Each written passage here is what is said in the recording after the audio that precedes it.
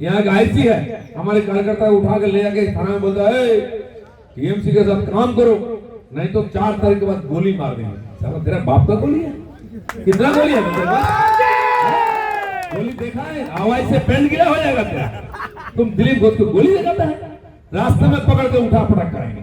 मैं बोलता हूँ দিলীপ ঘোষ আবার একটু ভেসে থাকতে চাইছেন। ওনাকে ওই এলাকা থেকে বিজেপি সরিয়ে দিয়েছিল, সিটিং এমপি তাকে দুর্গাপুরে নিয়ে গিয়ে হারিয়েছে। মমতা বন্দ্যোপাধ্যায় প্রতিষ্ঠিত দীঘার জগন্নাথ দেবের মন্দিরে গিয়ে সাষ্টাঙ্গে প্রণাম করার পর দিলীপ ঘোষের ভাগ্য খুলেছে। তারপরে সেখানে এসে উনি একটু পুরনো ফর্মে ব্যাট করতে চাইছেন, কিন্তু ওনার আসলে কहीं पे निगाह है कहीं पे निशाना।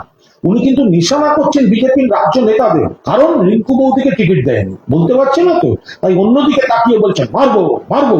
আপনাকে বুঝে নিতে হবে ওটা বলছে বিজেপি রাজ্য নেতা। এবারে ভাই ভোটের লড়াই এই এখানেই দেখবো।